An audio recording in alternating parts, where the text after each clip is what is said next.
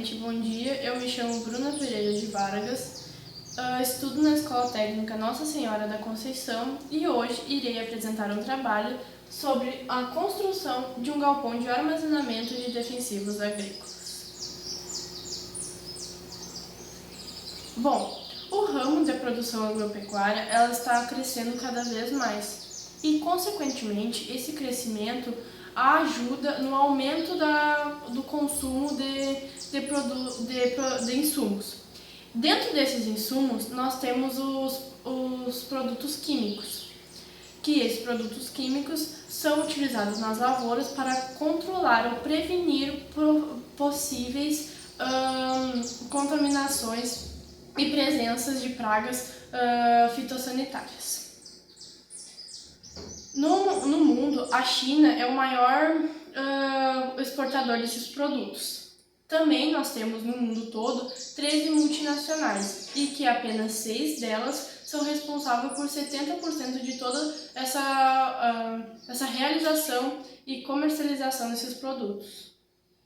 No Brasil, legalmente pode ser utilizado esses produtos. Que aí nós temos a Lei 7.802 de 89, que foi regulamentada pelo Decreto 4.074 de 2002. O Rio Grande do Sul, em função do Brasil, ele fica em 6º lugar responsável pelo consumo desses produtos. Como nós temos uma grande formação de agriculturas familiares aqui no nosso estado, elas também ajudam nesse consumo, pois algumas dessas agriculturas familiares, dessas famílias, não disponibilizam, não têm a possibilidade de ter tecnologias e informações para saber exatamente se elas estão usando a dose correta e se estão aplicando quando necessitam, não quando não necessitam, utilizando um aumento desses produtos. O armazenamento dos produtos deve ser feito de forma segura para os animais, para as pessoas e para o meio ambiente. A localização. A localização dessa construção deve ser num local que não tem inundações e, caso tenha inundações, deve ser feito um aterro e valas que vão direcionar o fluxo de água. Também nesse local deve ter bastante ventilação natural, que tenha bastante troca de ares para evitar contaminações. Também esse local deve dispor de distâncias mínimas de recursos d'água, construções de residências, hospitais, creches, escolas, instalações de animais e de agroindústrias que armazenam produtos alimentícios. Na presente construção, ela foi construída num local que teve que ser feito o aterro e também a vala de direcionamento de água, porque era um local que disponibilizava inundações. A construção também foi construída de 40 metros de residências e 100 metros de cursos d'água. Pisos e paredes. Os pisos devem ser impermeáveis, que também eles não podem ter declividade, porque se ter declividade eles vão direcionar, caso ocorra vazamento, para um local do armazém. Então eles devem ser plano, não deve possuir drenos que levem essa água para esgotos, porque esse esgoto ele não pode ser liberado diretamente no meio ambiente, porque essa água está contaminada, porque é dos resíduos. Então deve ser feita uma caixa que vai armazenar essas águas.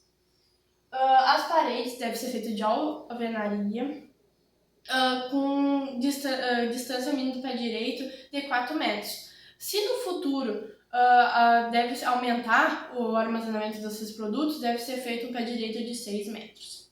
Na presente construção, a altura do pé direito foi de 4 metros, com pisos do armazém do depósito lá impermeáveis, com um selador e com um produto impermeabilizante. E no banheiro foi revestida o piso e 2 metros de parede com uma cerâmica que apresentava 0,53 metros por 0,53 metros de largura e comprimento.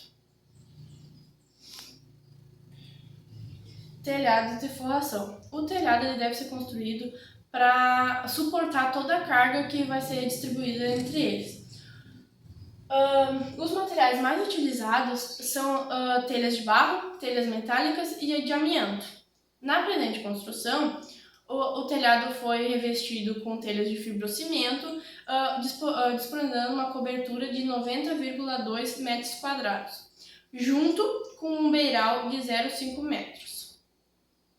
Para a forração interna de todo o armazém, foi disponibilizada forro mineral, que ele tem um custo elevado, mas ele é responsável por prevenir possíveis incêndios, que se caso ocorrer um pequeno incêndio, ele não vai disponibilizar por todo o galpão. As aberturas devem ser divididas nas portas e pelas janelas. As portas da entrada do armazém, ela deve ser de uma largura no mínimo de 1,20. As do banheiro normal, que deve ser por 80 centímetros por 2,10. Na porta da entrada do depósito, ela deve ter uma inclinação como se fosse um degrauzinho de no mínimo 16 centímetros, para caso ocorrer algum derramamento dos produtos, não saírem para fora do armazém. As janelas, elas devem ser postas mais acima das portas e mais próximas ao telhado, para que possa ter essa troca de ar dentro do armazém. A presente construção é constituída de duas portas, uma no banheiro, que disponibiliza as medidas de 80 por 2,10, a do depósito, que é 1,20 por 2,10, possuindo o degrau de 16 centímetros, e disponibilizou de 8 janelas, que possui 40 centímetros de altura por 2 metros de comprimento. Essas janelas também da construção foi posta a 0,48 metros do telhado. O armazenamento. Esse armazenamento é principalmente feito desses produtos em cima de pallets ou prateleiras. Mas esses pallets, se for utilizado, não pode apresentar nenhuma prego de ponta ou alguma tábua quebrada, que isso pode ocorrer a furação de um produto, né, que ocorreu do derramamento. Os produtos eles devem ser separados e identificados por categoria, como os fungicidas num canto, inseticidas nos outros e os herbicidas em outro. Também deve disponibilizar um local para armazenar as embalagens vazias depois da tríplice lavagem. Também, esse armazenamento deve ser feito de 0,50 metros da parede de espaço e de 1 metro do teto, que não pode encostar no teto. E também, esses produtos eles não devem ficar na linha da luz, que eles não são resistentes às intempéries climáticas e principalmente da luz solar, que pode ocorrer alguns problemas no produto e prejudicar a aplicação.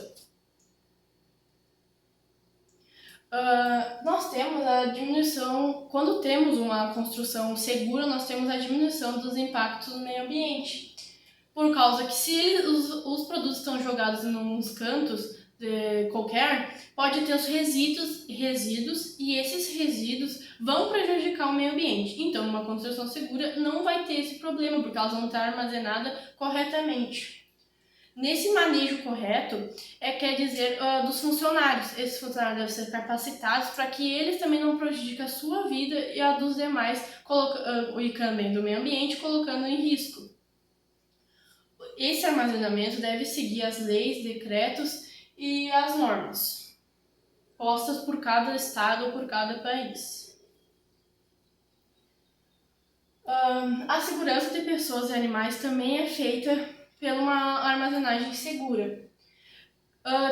Tem locais que proíbem essa construção, como perto de residências e de cursos d'água, que não pode ser feito. Caso esse depósito foi feito em algum local com distância que não foi permitida, esse depósito é desativado e não pode mais utilizar ele. Para a segurança dos animais e das pessoas, como crianças que não têm o saber que pode ou não entrar naquele local, deve ser colocado cercas em volta que proíbem a entrada dessas crianças e de pessoas não autorizadas e também dos animais, E nas janelas são colocadas tela mosquiteiro, que impossibilita a entrada de insetos.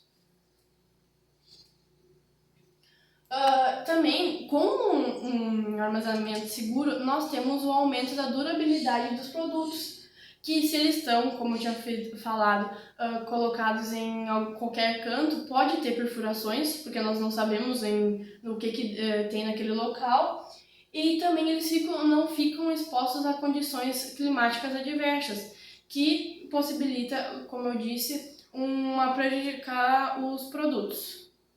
Esses manejos também, como eu tinha falado, dos funcionários deve ser feito corretamente para que evite esses problemas e que aumente também a durabilidade dos produtos. Caso ocorra o derramamento de resíduos, essa deve ser feito, se for líquido, deve ser colocado, feita uma absorção desses resíduos com materiais absorventes, como areia, serragem de madeira, que elas absorvem esse líquido e não deixam esse líquido espalhado pelo depósito. E também depois esses materiais de absorção devem ser colocados fora num local adequado, não jogado no meio ambiente. Se for sólidos, deve ser pegar um aspirador e aspirar esse sólido que estava em contato com o solo e também colocar fora depois. Também pode ocorrer contaminações, que os primeiros passos a ser feito é a realização de ler a bula do produto, qual produto foi entrado em contato com as pessoas. Nós temos a contaminação cutânea, que é pela pele, que se ocorrer, deve ser lavada imediatamente, se for na pele normal, imediatamente por 10 minutos, e se ocorrer a contaminação nos olhos, em 15 minutos deve ser lavado, por 15 minutos. Temos a contaminação oral, que deve ser realizada a leitura da bula novamente para ver se pode provocar ou não o vômito e levar constantemente e rápido para o pronto-socorro. E também nós temos a contaminação via inalatória, que é pela respiração. Isso algum funcionário pode estar manejando e ocorrer uma inalação muito forte do produto. Levar essa pessoa para um local mais arejado, afrouxar suas roupas e verificar se ele vai possuir enjoos ou tonturas. E então, a todos os casos, levar ao pronto-socorro imediatamente. Muito obrigada pela atenção.